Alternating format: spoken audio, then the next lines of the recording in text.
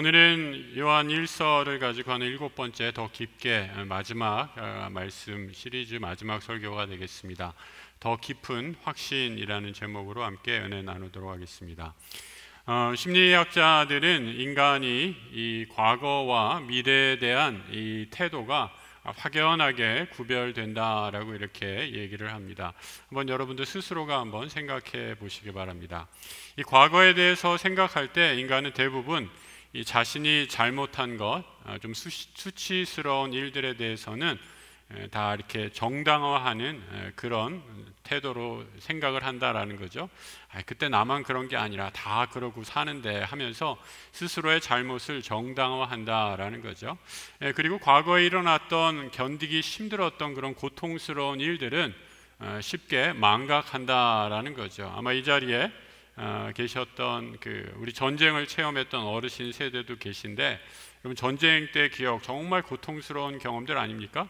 그런데 정말 끔찍했던 기억들은 이제 기억에서 많이 사라지면서 내가 그때 그런 일들을 겪었다 하면서 과거의 고통스러운 일들을 미화하는 그런 성향이 과거에 대한 태도에서 우리 모든 인간에게 있다라는 거죠. 그래서 우리 젊은 분들이 어르신들 가끔 옛날 얘기하면 내가 왕년에 이랬다라고 하며 이렇게 얘기하면 또 꼰대 뭐라고 얘기하네라고 싫어하시는데, 제가 분명히 장담합니다. 여러분도 나이가 드시면 똑같이 그렇게 됩니다. 별로 동의 안 하시는 것 같은데 이제 두고 보십시오. 곧 그렇게 변하게 됩니다. 그런데 여러분, 미래에 대해서는 어떨까요? 미래에 대해서는 굉장히 좀 다른 태도를 보이게 됩니다. 우리가 미래는 한치 앞날도 예상할 수 없는 것이 우리 인간의 연약함이기 때문에 미래에 대해서 생각할 때 우리 인간은 두려움 또 근심 걱정에 사로잡히게 된다라는 거죠. 여러분, 5년 후, 10년 후, 앞으로 50년 후 이 지구 온난화 시대에 전 지구적인 위기가 일어나고 있는 이 시대에 우리 자녀들 뿐만 아니라 손자, 손녀들이 사는 세상 어떻게 될 것 같습니까? 미래를 생각하면 그래서 걱정과 근심이 앞설 수밖에 없습니다. 말씀드렸던 것처럼 요한 1서는 예수님이 부활 승천하시고 약 50년 정도의 시간적인 간격을 가진 후에 쓰여진 서신서입니다. 주님이 부활하신 후에 이 교회에 여러 가지 일들이 있었습니다. 예루살렘이라는 신앙의 도시, 복음이 시작된 곳은 로마에 의해서 완전히 초토화되고 맙니다. 예루살렘 성전은 무너지게 되고 세계는 로마 제국이라는 이교도의 손안에 들어가게 됩니다. 이스라엘이라는 나라가 무너지게 되니까 그 전에 전통 종교였던 유대교와 기독교, 그리스도교와의 갈등에는 아무런 의미가 없어지게 되죠. 여러분, 나라가 얼마나 중요한지 깨닫게 되는 대목이죠. 싸워도 나라를 지키는 방향으로 싸워야 돼요. 요즘에 가만 보면 싸우는데 이 사람들이 이렇게 싸우다가 나라가 어떻게 되는 거 아닌가라는 생각이 들어서 염려가 될 때가 참 많이 있습니다. 이 잔인한 로마는 자신들의 힘과 권력에 복종하는 사람만 남기고 모두 처형해 버립니다. 이 시기에 많은 예수의 제자들, 성도들이 순교를 당하지요. 예수의 죽음과 부활을 목격한 사람 아주 소수만이 남게 됩니다. 이런 위기의 순간에 등장한 거짓 교사들이 있었습니다. 거짓 교사들은 거짓 복음을 교회에 퍼뜨리고 교회를 병들게 했습니다. 가장 대표적인 것이 가현설이라고 말하는 이단이었습니다.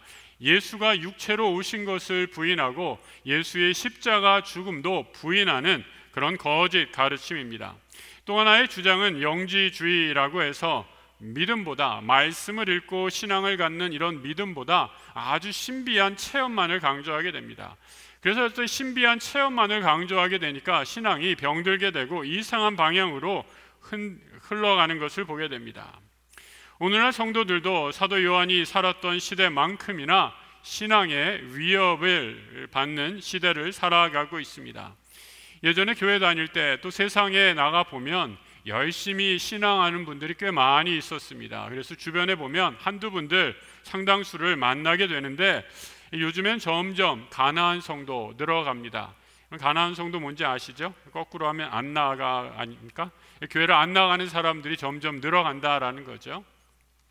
이 대학 캠퍼스에서 전도 선교를 하는 이 캠퍼스 선교사님들, 선교단체 간사님들 만나서 얘기해 보면, 이제는 대학에서 이 신앙생활하는 학생들이 자신의 신앙을 커밍아웃을 한다고 그래요. 무슨 의미입니까? 나는 그리스도인입니다 라고 이렇게 자기의 신앙을 커밍아웃 할 정도로 대학 캠퍼스에서 이 신앙을 가진 학생들 아주 극소수다라는 말을 듣게 됩니다. 다음 세대 2030 세대 교회를 떠나는 사람들이 급증하고 있습니다. 흔히 대학을 진리의 상아탑이다라고 이렇게 말합니다. 하지만 진리를 추구하고 탐구하는 최고의 지성이 모인 대학조차도 진리에 대해 회의적인 것을 보게 됩니다. 오래전에 하버드 대학 총장으로 있었던 드류 퍼스트라는 분이 자신의 취임식에서 이렇게 말했습니다. 우리 시대에 진리를 말한다라는 것은 순전한 희망사항일 뿐입니다. 이제 어떤 것도 확실히 아는 것이 없습니다. 우리는 어쩔 수 없이 의심으로 가득 찬 세대에서 살아갈 수밖에 없습니다 라고 말합니다.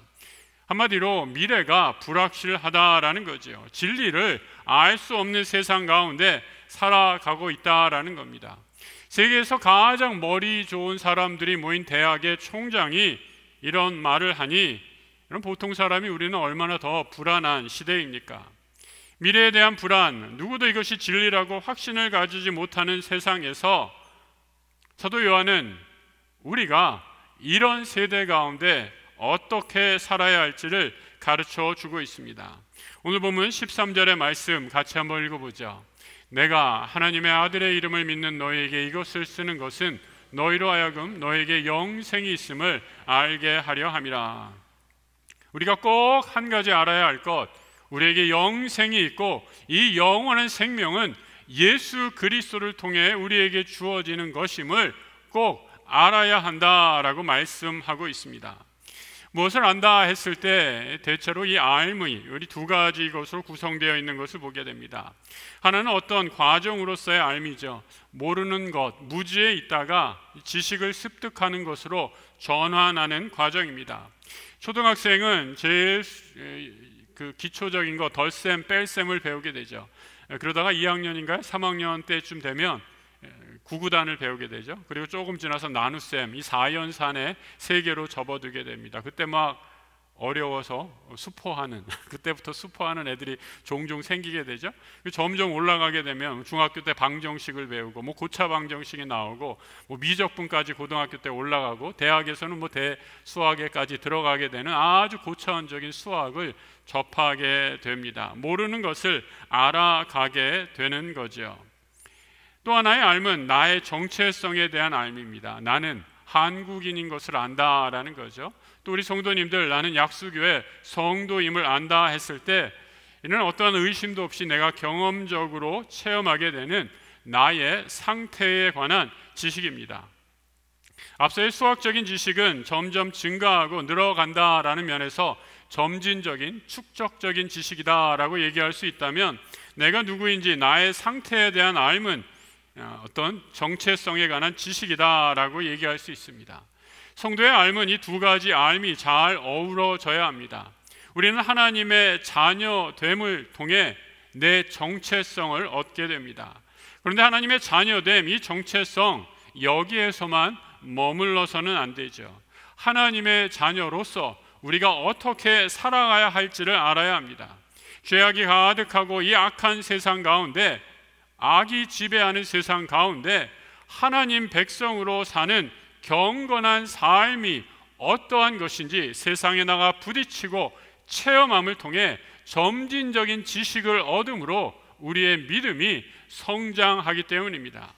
그래서 여러분, 교회 안에서만 열심히 하는 것은 별로 건강한 신앙이 아닙니다. 교회 안에서만 잘 지내다가 교회 밖에 나가면 사람이 돌변해 버리기 때문입니다. 교회 안에서 신앙의 정체성을 획득했다면 세상에 나가 세상과 때로는 부딪히고 영적인 전쟁을 통해서 내 신앙이 성장해야 하는 이유이기도 합니다.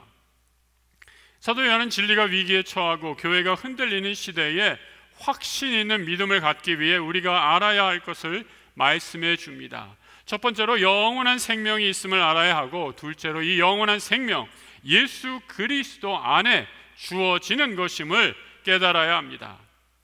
예수를 모르는 사람들이 헤매는 가장 큰 이유 가운데 하나는 죽음이 우리 인생의 마지막이라고 여기기 때문입니다.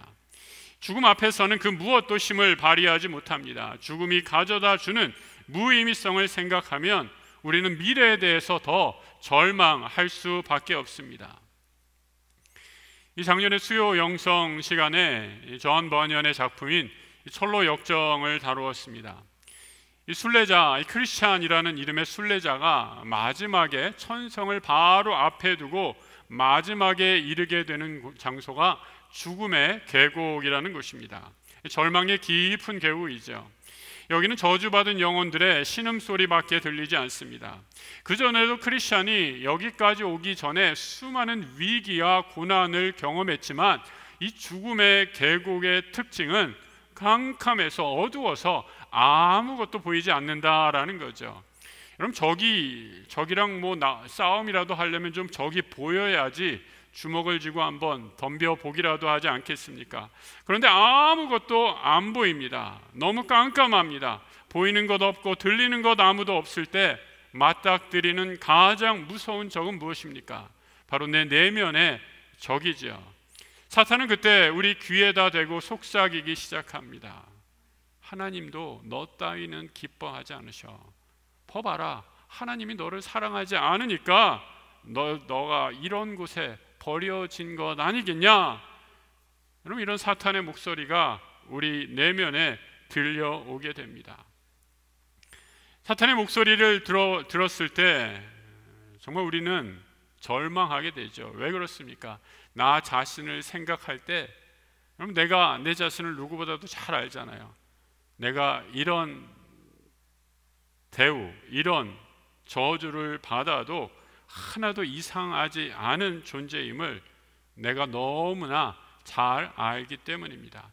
내 모습을 보면 내가 너무나 성편없는 것을 누구보다도 내가 잘 알기 때문에 영어로 convincing하다고 하죠. 사탄의 이 음성에 쉽게 한 번에 넘어가 버리는 것입니다. 성도 여러분, 혹시 여러분 중에 이런 내면의 소리를 듣고 오늘 이 자리에 오신 분들 계십니까? 그렇다면 여러분이야말로 지금 사망의 음침한 골짜기에 처해 있는 것입니다. 사망의 골짜기는 하나님과의 완전한 단절을 의미합니다. 하나님이 나를 버리셨습니다. 하나님도 나를 기뻐하지 않으시니 내가 무슨 맛으로, 무슨 낯을 들고 세상을 다닐 수 있겠습니까? 그런데 아무리 사망의 음침한 골짜기가 절망적이고 힘들다 해도 우리의 수많은 믿음의 선배들도 이 길을 피해가지 못했다라는 것을 기억하시기 바랍니다. 하나님의 사람 다윗도 이 길을 걸어갔지요. 내가 사망의 음침한 골짜기를 다닐지라도.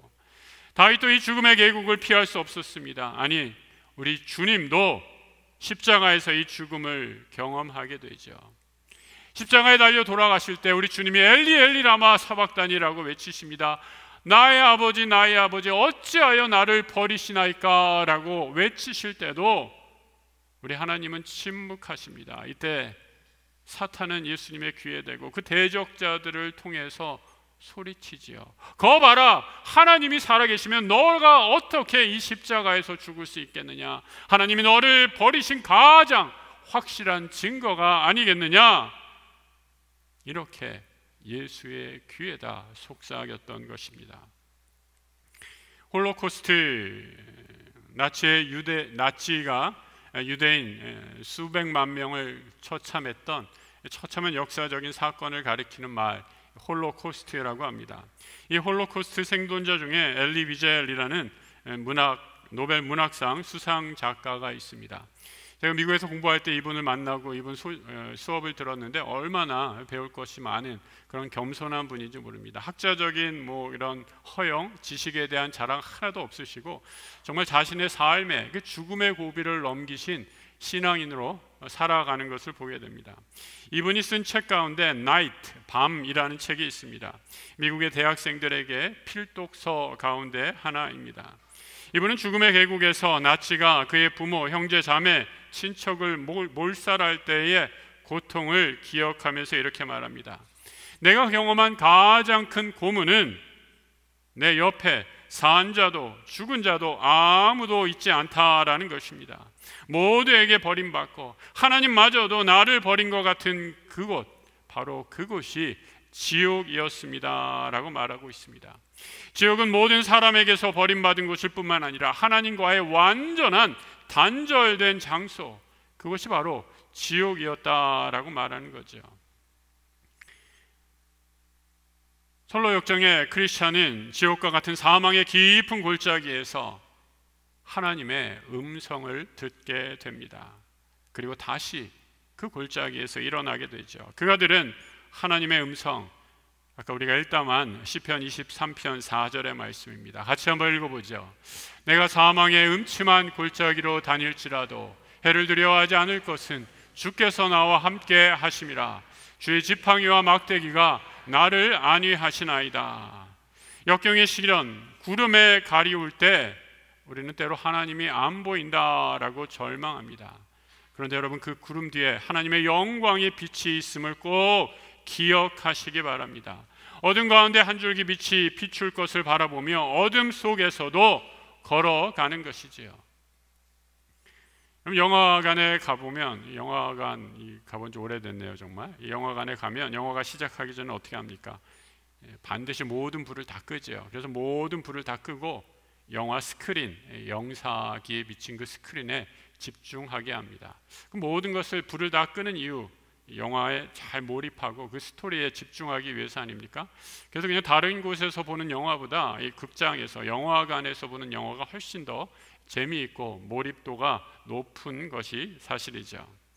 하나님 내 눈에 보이지 않는다고 안 계시는 분이 아닙니다. 캄캄한 사망의 골짜기를 다닐 때에도 우리 하나님 나와 함께 하십니다.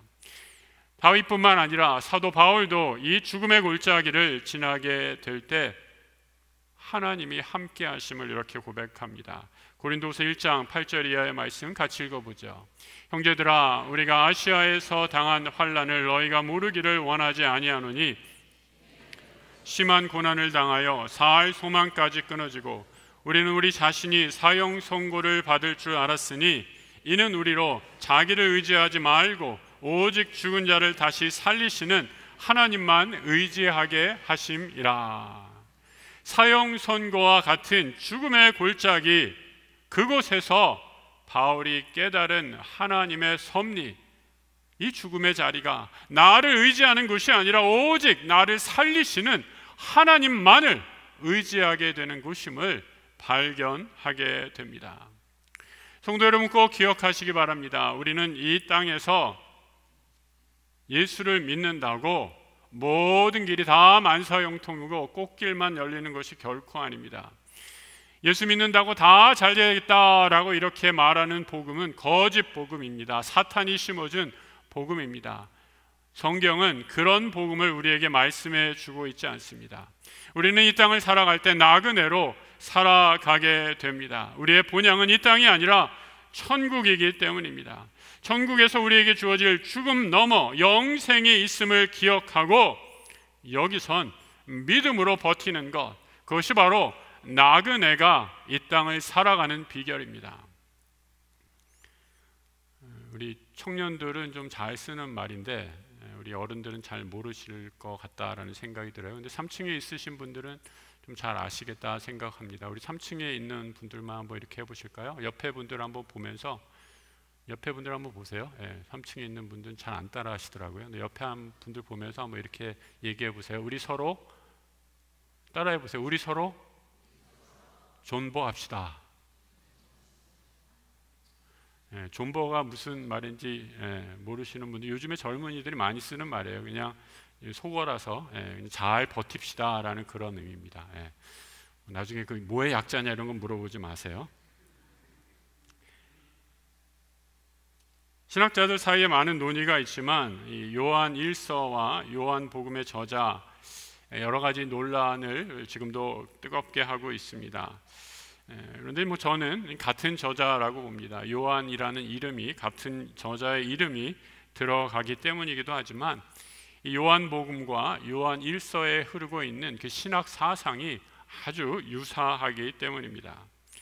요한은 요한복음에서 이 책을 쓴 이유, 요한복음 20장 31절에 이렇게 말하고 있습니다. 한번 같이 읽어보죠. 오직 이것을 기록함은 너희로 예수께서 하나님의 아들 그리스도이심을 믿게 하려 하며 또 너희로 믿고 그 이름을 힘입어 생명을 얻게 하려 함이니라.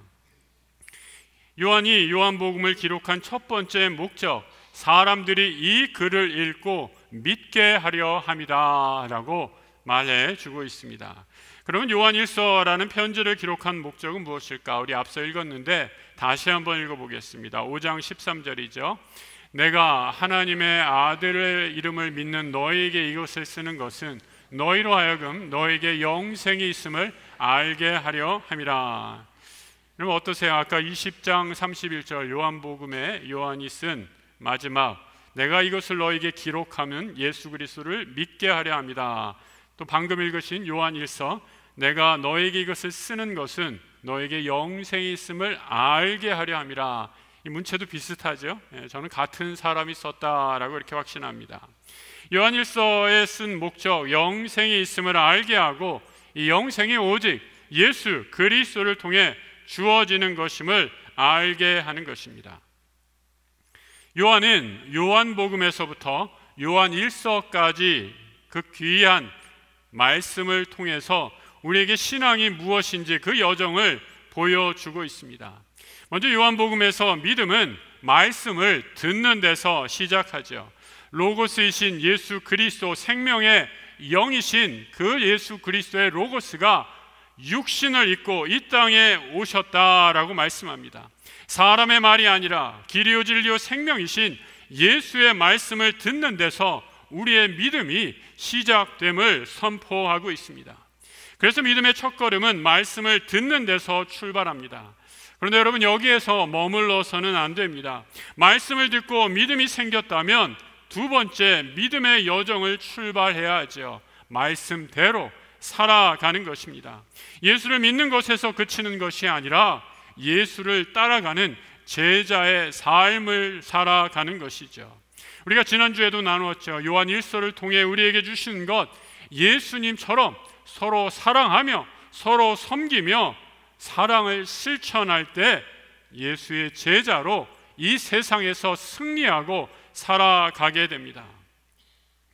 말씀을 듣고 말씀대로 서로 사랑하는 섬김의 삶을 통해 주시는 축복을 통해 사도 요한이 우리에게 가르쳐주는 신앙의 마지막 경지가 있습니다. 그것은 바로 알기는 아는데 확실히 아는 것입니다. 믿음의 확신 가운데 거하라라는 겁니다. 내가 확신이 없으면 여러분 전도할 때도 제대로 전도하지 못합니다. 경험하지 않으세요? 내가 믿음의 확신이 없는데 내가 확신이 없는 복음을 어떻게 남에게 전할 수 있단 말입니까? 내가 확신이 없으면 불안한 미래에 또 흔들리게 됩니다. 예전에 제가 주례를 선 청년이 있었는데 결혼 며칠을 앞두고 그 주례가 있는 주에 한 3일 전인가요?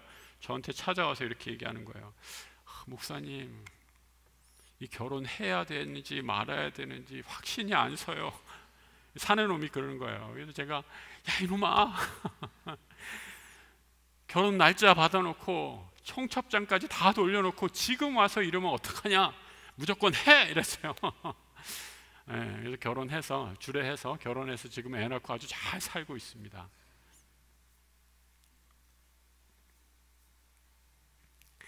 여러분, 믿음의 확신이 있으십니까?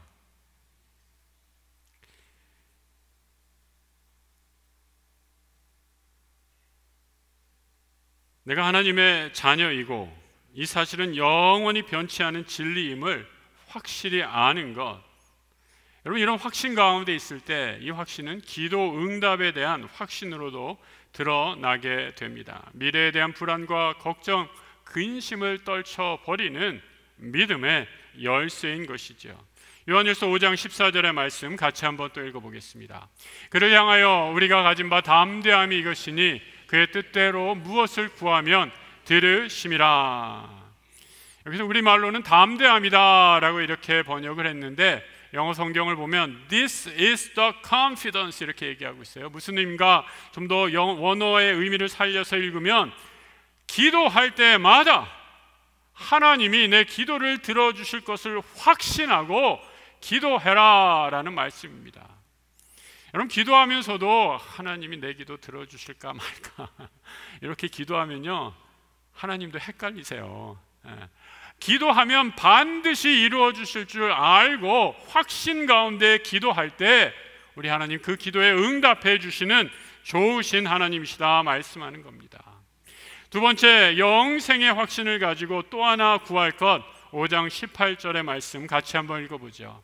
하나님께로부터 난 자는 다 범죄하지 아니하는 줄을 우리가 아노나 하나님께로부터 나신 자가 그를 지키심에 악한 자가 그를 만지지도 못하느니라. 세상은 마귀가 다스리고 악이 관영한 세상입니다. 그런데 우리가 확신해야 할 것, 악은, 어둠의 세력은 우리를 만지지도 못한다, 감히 터치하지도 못한다 라고 이렇게 말씀해 주고 있습니다. 아까 잠깐 언급했던 존 버년의 철로 역정, 이 죽음의 계곡에 이르기 전에 이 크리스찬이 그 전에 아름다운 성전, 아름다운 집, beautiful house라는 곳에 이르게 됩니다. 눈앞에 이 아름다운 집이 보이는데 거기를 가려고 하니까 그 집 바로 양 입구에 무서운 사자가 굶주린 소리를 내면서 으르렁대고 있습니다.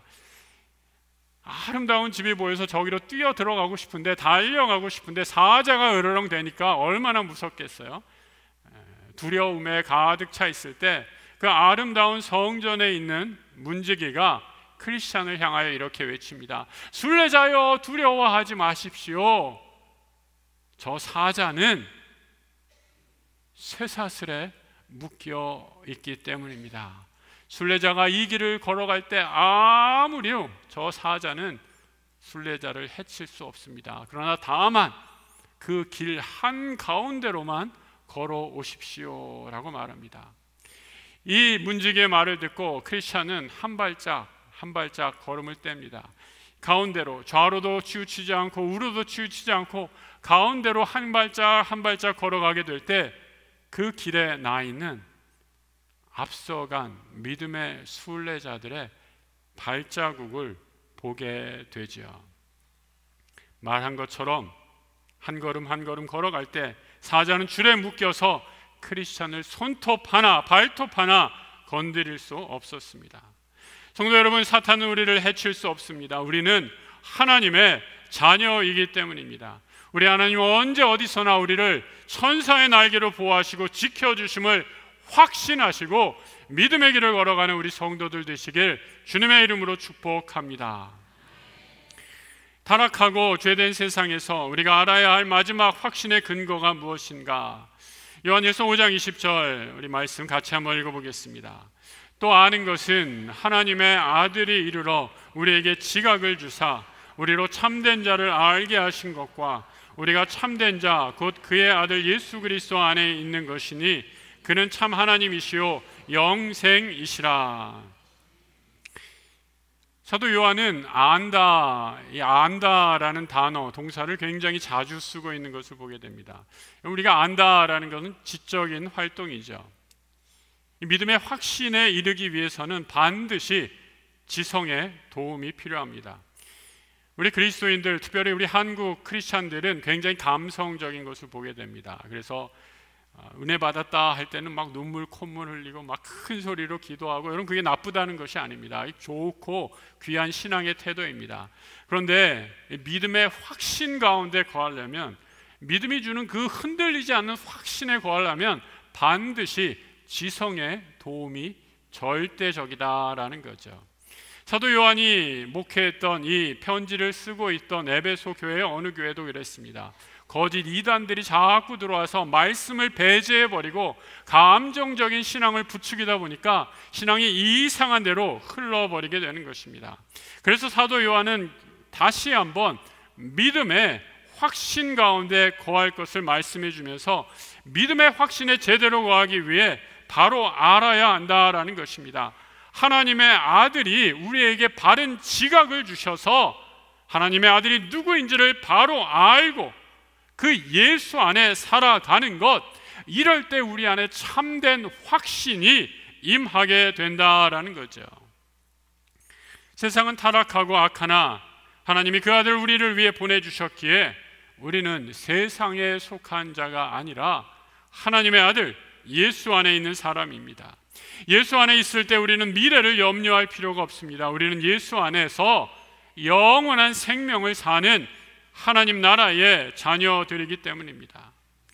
사도 요한은 진리를 잃어버린 시대에 확신이 없는 성도들을 향해 우리에게 요한복음에서부터 요한 1서까지 귀한 영적인 지도를 그려주고 있습니다. 여러분, 우리가 미래라는 미지의 세계를 향해 나아갈 때 지도가 꼭 필요하지 않습니까? 이 지도가 나침판이 되어서 우리에게 꼭 필요한 영적인 내비게이션의 역할을 하기 때문입니다. 사도 요한이 그려주는 영생을 위한 지도가 무엇인가, 이렇게 요약할 수 있습니다. 같이 한번 따라 해보시죠. 말씀을 들으라, 말씀을 믿으라, 말씀대로 서로 사랑하며 살아가라, 이 말씀을 확신하라. 이것도 좀 기니까 뒤에 동사만 다시 한번 따라 해보세요. 들으라, 믿으라, 살아가라, 확신하라.